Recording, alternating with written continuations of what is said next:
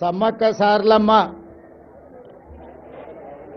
గద్దెలు మరియు ప్రాంగణ పునర్నిర్మాణ కార్యక్రమానికి సభాధ్యక్షత వహించిన సోదరిమణి మా ఇంటి ఆడబిడ్డ తెలంగాణ రాష్ట్ర మంత్రివర్యులు దనసరి అనసూయ సీతక్క గారు ఈ కార్యక్రమంలో నాతో పాటు ముఖ్య అతిథులుగా విచ్చేసిన వరంగల్ ఇన్ఛార్జ్ మంత్రివర్యులు పొంగులేటి శ్రీనివాసరెడ్డి గారు, అదేవిధంగా దేవాదాయ ధర్మాదాయ అటవీ పరిరక్షణ శాఖ మంత్రివర్యులు సోదరిమణి కొండా సురేఖమ్మ గారు, అదేవిధంగా మిత్రులు మంత్రివర్యులు అడ్లూరి లక్ష్మణ్ గారు, అదేవిధంగా స్థానిక పార్లమెంట్ సభ్యులు బలరాం నాయక్ గారు, వరంగల్ పార్లమెంట్ సభ్యురాలు సోదరిమణి డాక్టర్ కావ్య గారు,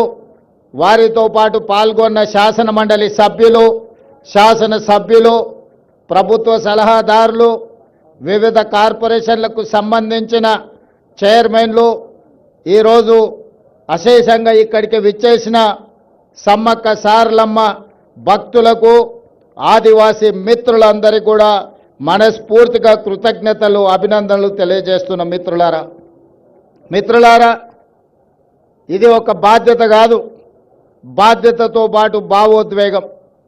ప్రజాప్రతినిధిగా ప్రజా జీవితంలోకి వచ్చిన మొదటి రోజు నుంచి ఈ రోజు వరకు ఎప్పుడు అవకాశం వచ్చినా ప్రతి జాతరకు ఇక్కడికి వచ్చి సమ్మక్క సారలమ్మ ఆశీర్వాదం తీసుకొని ప్రజా జీవితంలో ప్రజలకు సేవ చెయ్యాలన్న ఆలోచన పునరంకితమవుతూ పనిచేస్తూ వచ్చినాం. దాదాపుగా ఇప్పటికీ 17-18 సంవత్సరాల నుంచి వరుసగా ఈ ప్రాంతాన్ని సందర్శించుకోవడం, ఈ ప్రాంతం యొక్క అభివృద్ధి గురించి మాట్లాడుకోవడం, ఆనాటి పాలకులకు పెద్దలకు విజ్ఞప్తులు చేయడంతోనే సరిపోయింది. ప్రతిసారి ఎవరినో ఒకరిని అడగడం, వాళ్ళు ఏదో కొంచెము దానం ఇచ్చినట్టుగా ధర్మం చేసినట్టుగా వ్యవహరిస్తే మా జీవితాలకి ఇంతేనేమో అని మేము అనుకునే వాళ్ళం. కానీ 2023 ఫిబ్రవరి 6 నాడు ప్రజాపాలన తీసుకురావాలి, ప్రజల దగ్గరికి వెళ్ళి వారి సమస్యలు తెలుసుకోవాలని ఆలోచన చేసినప్పుడు ఎక్కడి నుంచి ఈ పాదయాత్ర మొదలు పెట్టాలి అని చర్చ జరిగింది. మిత్రులు చాలా రకాలుగా సూచనలు సలహాలు ఇచ్చిండ్రు. చివరికి నేను పెద్దలు వేం నరేందర్ రెడ్డి గారు ఆలోచన చేసి అక్కడో ఇక్కడ ఎక్కడో కాదు, మా ఇంటి ఆడబిడ్డ అయిన సీతక్క ప్రాంతం నుంచి మేడారం జాతర సమ్మక్క సారలమ్మ ఆశీర్వాదం తీసుకొని పాదయాత్ర మొదలు పెడదాం, ఒక సంకల్పం తీసుకొని బయలుదేరిన వాళ్ళు ఎవరు చరిత్రలో ఓడిపోలేదు. కాబట్టి ప్రజలకు ప్రజాపాలన అందించాలన్న సంకల్పంతో మనము సమ్మక్క సారలమ్మ ఆశీర్వాదం తీసుకొని బయలుదేరదామని ఆనాడు ఇక్కడి నుంచి పాదయాత్ర మొదలుపెట్టినాం. సరిగ్గా 2 రోజుల 3 రోజుల ముందే సీతక్కకు చెప్పినాం. సీతక్క అన్నది, అన్న సమయం లేదు, 24 గంటలు 48 గంటల్లో ఈ కార్యక్రమం చేయడం కష్టమవుతుందేమో అని.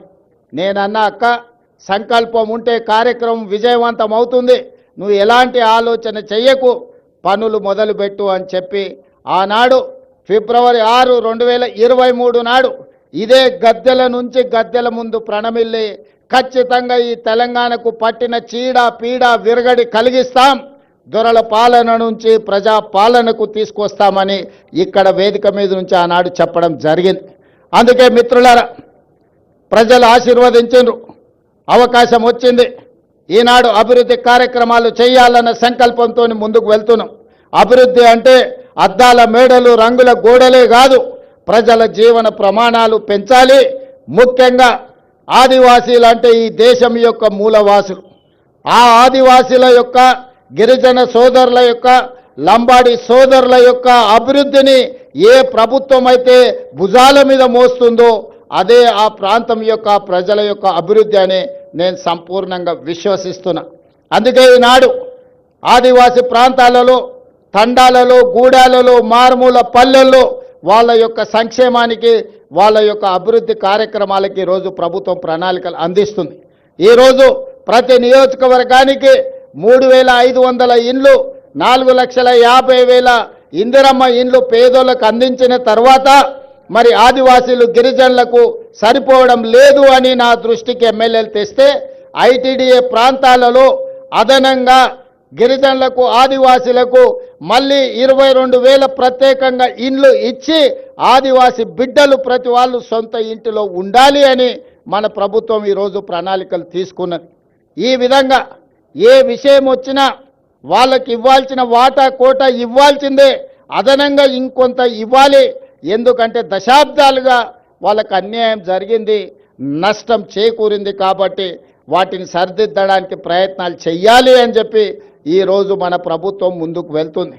అందుకే ఈనాడు సన్న బియ్యం ఇచ్చిన, రేషన్ కార్డులు ఇచ్చిన, రైతు రుణమాఫీ చేసిన, రైతు భరోసా పథకాన్ని అమలు చేసిన, ఇందిరమ్మ ఇండ్లు ఇచ్చిన, ఈరోజు దేవాలయాల అభివృద్ధి కార్యక్రమాలను చేపట్టిన, ఆదివాసీలను గిరిజనులను దృష్టిలో పెట్టుకొని వాళ్ళకి ఏ విధంగా మేలు జరుగుతుందో దాని ప్రకారం ప్రణాళికలు సిద్ధం చేసుకొని ఈనాడు మన ప్రభుత్వం ముందుకు వెళ్తుంది. గతంలో లేనంత గొప్పగా ఈనాడు దళితులకు గిరిజనులకు మన మంత్రివర్గంలో కానీ మన ప్రభుత్వంలో కానీ ఎంతో ప్రాధాన్యత ఇవ్వడం జరిగింది. పరిపాలనలో భాగస్వాములు చేసుకుంటూ ప్రణాళికబద్ధంగా వాళ్ళ అభివృద్ధి కోసం నిర్ణయాలు తీసుకుంటూ ముందుకు వెళ్తున్నాం. ఇవాళ మిత్రులారా, ఈ కార్యక్రమం ఈరోజు సమ్మక్క సారలమ్మ గద్దెల మరియు ప్రాంగణ అభివృద్ధి పునర్నిర్మాణ కార్యక్రమము జీవితంలో వచ్చిన గొప్ప అవకాశం. ప్రతి మనిషి జన్మిస్తుంటాడు, మరణిస్తుంటాడు, కానీ కొద్ది మందికే అరుదైన అవకాశాలు వస్తుంటాయి. ఈనాడు నాకు మా సీతక్కకు ఒక అరుదైన అవకాశం, సమ్మక్క సారలమ్మ గద్దెలు మరియు ప్రాంగణ పునర్నిర్మాణం ఈ జన్మలో దక్కిన గొప్ప గౌరవం. సీతక్క చెప్పినట్టుగా తన జన్మ ధన్యమైంది. ఒక్కసారి గుట్టల మీద నుంచి అమ్మను గద్దెల మీద కూర్చోబెట్టే అవకాశం వస్తే నాకు ఈ జన్మకు చాలు అనుకుంది. కానీ గతంలో ఇతరుల దగ్గరికి వెళ్ళి రిప్రజెంటేషన్స్ ఇచ్చి మాకు నిధులు ఇవ్వండి అని అడిగే పరిస్థితి ఉండే. ఫిబ్రవరి 6, 2023 నాడు ఇదే ప్రాంతం నుంచి నేను చెప్పిన, రాబోయే రోజుల్లో ఇతరులను యాచించడం కాదు, సీతక్కనే సంతకం పెట్టి నిధులు మంజూరు చేస్తుంది, సీతక్క ప్రభుత్వంలో భాగస్వామి అవుతుంది అని ఆనాడు చెప్పడం జరిగింది. ఈనాడు చేసి చూపిస్తున్నాం.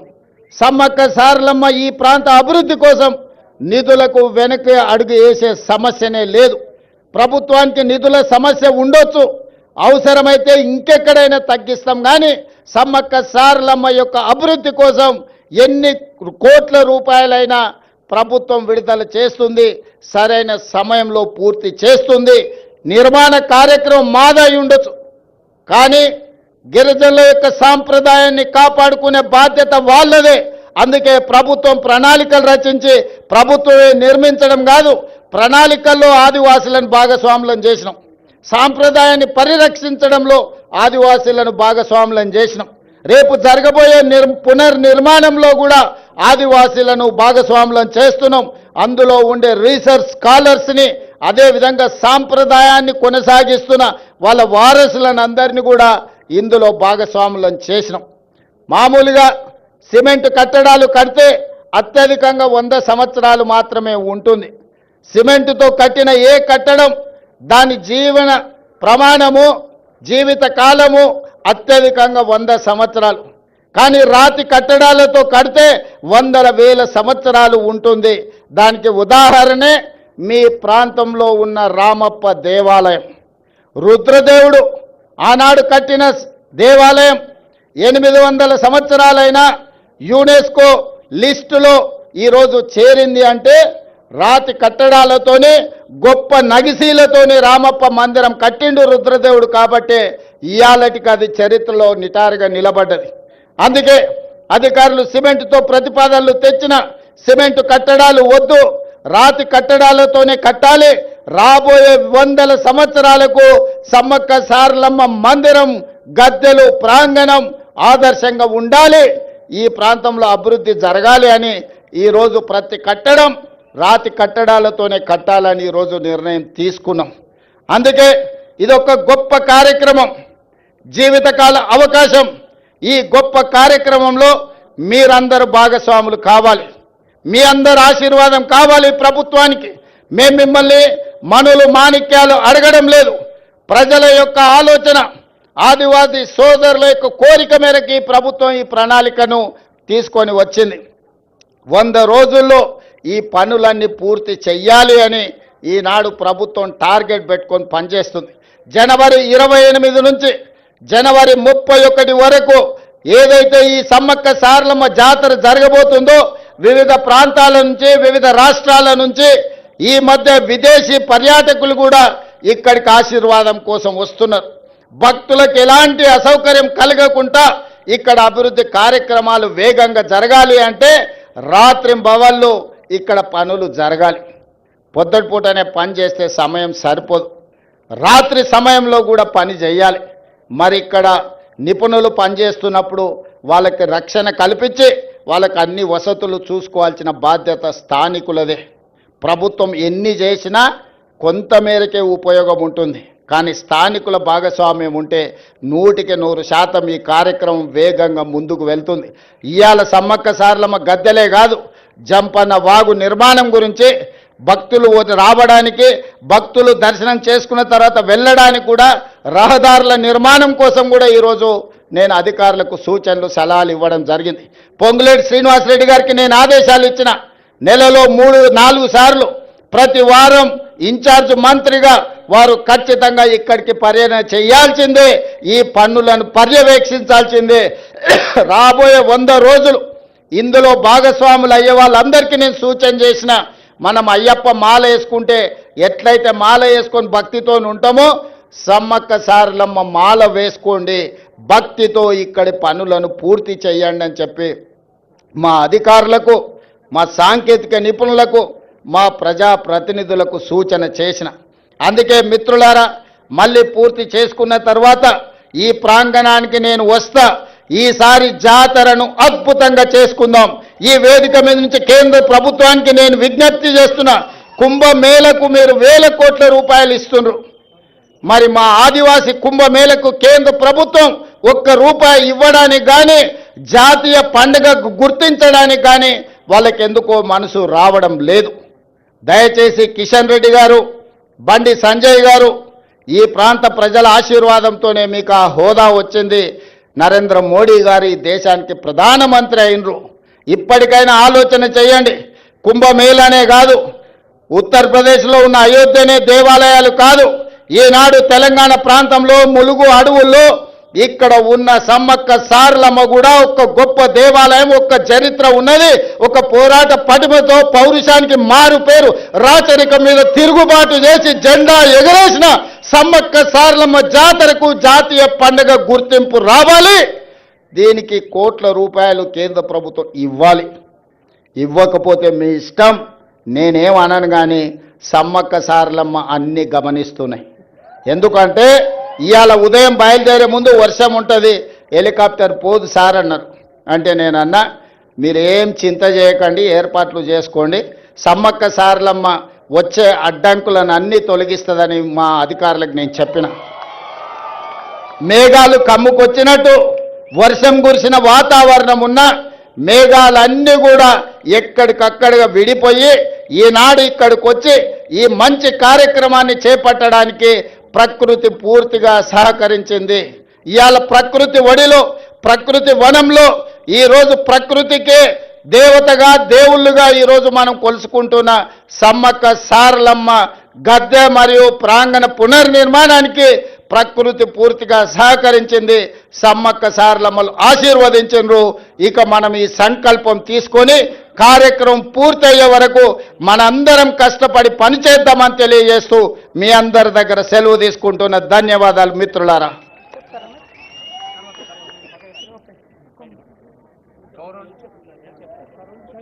హలో, గౌరవనీయులైన రేవంత్ రెడ్డి గారు సమ్మక్క సారలమ్మ